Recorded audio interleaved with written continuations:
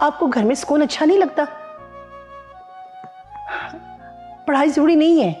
आप कितना पढ़े हुए हैं, मैं कितना पढ़ी हुई हूँ, बाबर कितना पढ़ा हुआ है।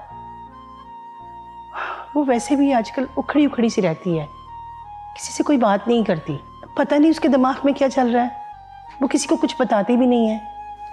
अल्लाह बख्शे, हमारी नानी कहा करती थी, जब लड़कियां घर में दिलचस्पी लेना छोड़ दें तो समझो वो तब्दीली चाहती हैं, और फिर जब ख़ानदान में शादी होती है तो उनके अरमान भी जाग जाते हैं, और फिर यही सही वक्त होता है उनकी शादी का।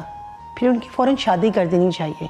और वैसे भी शेख साहब, जब लड़कियां हैं ही पराया धन, तो फिर देर काहे की। बाबर, तुम क्या कहते हो? तुम भाई हो, तुम्हारी क्या राय है? अब्बू, अम्मी ने ना अपना फैसला झटपट सुना दिया। 2 शादियां इतनी जल्दी कैसे होंगी? बहुत खर्चा होगा, और हालात आपके सामने हैं, और फिर महंगाई भी फुल जोरों पे है। बाबर की शादी हो जाए तो फिर इसे देखेंगे।